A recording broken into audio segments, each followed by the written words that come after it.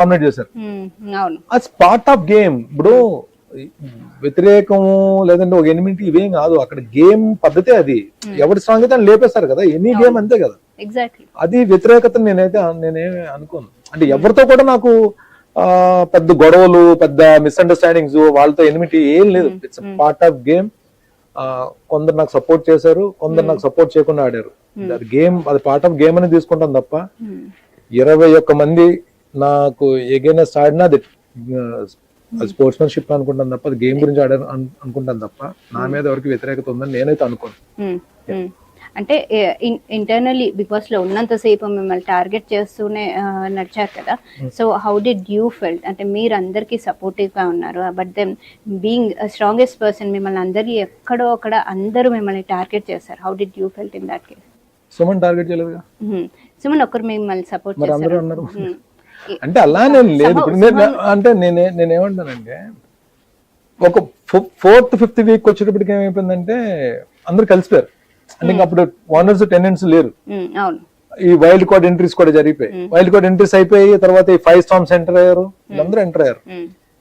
నేను re entry ఇచ్చిన తర్వాత నాకు అక్కడ ఉన్నది ఏంటంటే, రీ ఎంట్రీ నేను ఇచ్చిన తర్వాత హౌస్ లో నాకు కనబడింది ఏంటంటే, 2-3 గ్రూప్స్ కింద ఉన్న, ఒక 3-4 గ్రూప్స్ కింద ఉన్న ఎవరి గేమ్ ప్లాన్, ఎవరి ఓన్ గేమ్ ప్లాన్ వాళ్ళకు ఉంది.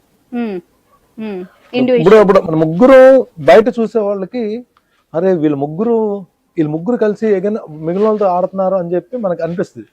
కానీ వీళ్ళ ముగ్గురులో కూడా ఎవరికి వాళ్ళు ఒకరినొకరు కొట్టుకోవడానికి ఎవరి ప్లాన్స్ వాళ్ళకి ఉన్నాయి, రెడీగా ఉన్నాయి. అవి బయటకు వచ్చి ఉండకపోవచ్చు, but end of the day cup నాకే. ఇప్పుడు ముగ్గురు ఉన్నారండి, మనం బయటకు వెళ్ళాక కప్పు వస్తుంది, మన ముగ్గురు పంచుకుందాం, ఇలా ఉండదు కదా. వీళ్ళు ముగ్గురు అయినా సరే, వీళ్ళు ముగ్గురు కలిసి ఆడుతున్నా సరే కప్పు నాకు రావాలి. సరే ముందు మేము ముగ్గురు ఉంటాము, అందరూ వెళ్ళిపోయిన తర్వాత మళ్ళీ వీళ్ళ ముగ్గురులో ఫైట్ ఉంటది కదా. అదే జరిగింది తప్ప it's Bigg Boss is nothing but అక్కడ ఎన్ని గ్రూపిజాలు, ఎన్ని ఫేవరిజాలు ఏమైనా ఎన్ని ఉన్నా సరే, ఎవరికి వాళ్ళు ఒకరికొకరు ఎగెనెస్ట్ గా ఆడుకున్నా సరే కప్ అనేది ఒకరికి వస్తుంది. కాబట్టి అది గ్రూప్ గేమ్ అనేది అనడానికి లేదు, ఇట్స్ ఇండివిజువల్ గేమ్. కానీ సర్టన్ పీరియడ్ వరకు అంటే ఎవరైతే టార్గెట్స్ ఉన్నారో, ఎవరైతే స్ట్రాంగ్ అనుకుంటారో వాళ్ళని ఎలిమినేట్ చేసే ప్రాసెస్ లో మాత్రం గ్రూపిజాలు ఏర్పడతాయి. ఇప్పుడు అలా అంటే నాది ఒక చిన్న గ్రూప్ ఉంది కదా, మరి సుమంది నాది ఒక గ్రూప్, బుల్లి గ్రూప్, అందరికన్నా చిన్న గ్రూప్. అది ఇద్దరు గ్రూప్, అంటే డే 1 నుంచి ఆ గ్రూప్ ఉంది. అంటే మాకేంటంటే we enjoyed to the core. అంటే మేము ఇద్దరం కలిసి ఉన్నాం అంటే అసలు రేపేం జరుగుతుంది, రేపేం టాస్క్ ఉంటుంది, ఇంకో నిమిషం తర్వాత ఏం టాస్క్ ఉంటుంది, ఇది మైండ్ లోకి వచ్చేది కాదు. మా ఇద్దరు అంటే ఏదన్నా ఇప్పుడు తనకేంటి, తనకు ఒక ఏదైనా తినాలి అని అనిపించినప్పుడు వచ్చి వర్ణన్న ఇది తిందాం ఇలాగా అంటే ఇలా ఇవి, లేకపోతే బయటికి వెళ్ళిన తర్వాత మన ఏంటి, మన పరిస్థితి ఏంటి, బయటికి వెళ్ళిన తర్వాత మనం చేయబోయే ప్రాజెక్ట్స్ ఏంటి, ఈ కైండ్ ఆఫ్. ప్లస్ ఇంకోటి హీఈస్ అ వెరీ ఫన్నీ గా, అంటే ఫన్ చేస్తాం, ఎక్కువ ఫన్ ఉంటది సుమన్ తోటి. ప్లస్ ఇంకోటి సుమన్ అనేవాడు ఒక 2nd వీక్ 3rd వీక్ నుంచో తను పట్టుకుంటే నాకైతే సొంత తమ్ముడిని పట్టుకున్నట్టే నాకు అనిపించేది. ప్లస్ ఇంకోటి నేను ఫస్ట్ టైం ఎలిమినేట్ అయ్యి బయటకు వచ్చినప్పుడు నేను కొన్ని వీడియోస్ చూసిన తర్వాత నాకే ఎక్కడంటే ఇట్స్ నాట్ అబౌట్ గేమ్ అనేది కాదు. రేపు ఇప్పుడు ఒక బిగ్ బాస్ లాంటి ప్లాట్ఫామ్ మీదకి వెళ్ళాం, రేపు అలాంటిదే వేరే ప్లాట్ఫామ్ మీద, అంటే ఈ గేమ్ కాకపోయినా వేరే గేమ్కి వెళ్ళొచ్చు, వేరే చోటుకి వెళ్ళొచ్చు. కానీ మనం జర్నీ చేస్తున్న 6 వీక్స్ లో ఇంత ఎఫెక్షన్స్ పెంచుకుంటారా మన మీద అని చెప్పి నేను 2-3 ఇంటర్వ్యూస్లో కూడా చెప్పాను. నాకే షాక్ అయింది. అంటే ద వే దే వాళ్ళు అంత బాధపడ్డారు. అనుజ గాని, దివ్య గాని, సుమన్ గాని వాళ్ళు ఏడ్చారు. దివ్య అయితే 2-3 డేస్ ఏడుస్తూనే ఉంది, తనుజ అలా బాధపడుతూనే ఉంది. అంటే ఒక మనిషి మీద ఎంత ఎఫెక్షన్ పెంచుకుంటారు ఒక గేమ్ లోకి వెళ్ళిన తర్వాత. హౌస్ లోకి డోర్స్ ఓపెన్ అయ్యి వెళ్ళక ముందు ఎవరెవరో మొక్కపరిచాలి, ఒక సుమన్ తప్ప నాకు పెద్ద పరిచయాలు ఎవరితోనే లేదు. బట్ హౌస్ లోకి వెళ్ళిన తర్వాత ఎంత ఎఫెక్షన్ పెంచుకుని ఎంత దగ్గర అయిపోయారు వాళ్ళు, ఎంత బాధపడడం, ఆ బంధాలు. అంటే ఐ డోంట్ నో, అంటే బయటకు వచ్చిన తర్వాత అవి ఎలా ఉంటాయి, ఎవరు బిజీ స్కెడ్యూల్, మళ్ళీ ఎవరు రొటీన్ వర్క్ వాళ్ళు పడిపోతారు. బట్ కొన్ని ఎఫెక్షన్స్ మాత్రం నాకు హౌస్ లో ఐ కాంట్ ఈవెన్ ఫర్గెట్. అది ఎప్పటికీ నేను ఆ బంధాలన్నిటిని పదిలంగా దాచుకుంటాను నా మనసులో ఎప్పటికీ.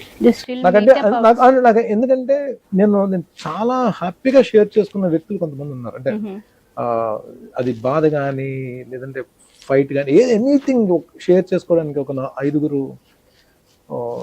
చాలా బాగా కనెక్ట్ అయ్యారు నాకు. అంటే అంటే వాళ్ళు గెలిచినప్పుడు కూడా నేను చాలా నిజంగా జెన్యున్ గా హ్యాపీ ఫీల్ అయ్యేవాడిని. వాళ్ళు క్యాప్టెన్ అయినప్పుడు కూడా చాలా జెన్యున్ గా హ్యాపీ ఫీల్ అయ్యేవాడిని. వాళ్ళు ఏదైనా టాస్క్ గెలిచినప్పుడు కూడా చాలా హ్యాపీగా ఫీల్ అయ్యేవాడిని. మీరు చూడండి కాబట్టి వీడియోస్ లో నాది కొన్ని సందర్భాల్లో నేను వాళ్ళు గెలిస్తే నేను గెలిచినట్టు హ్యాపీ ఫీల్ అయిపోయాను.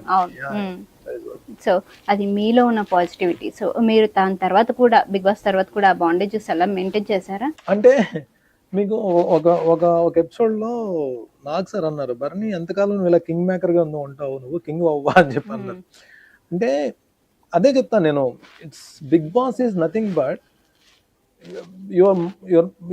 మీ ఏదైతే హార్ట్ తో ఆలోచిస్తారో దాన్ని మైండ్ తో డామినేట్ చేసి గేమ్ ప్లాన్ చేసి స్ట్రాటజీ వాడి మీరు ఆడితేనే మీరు సక్సీడ్ అవ్వగలరు.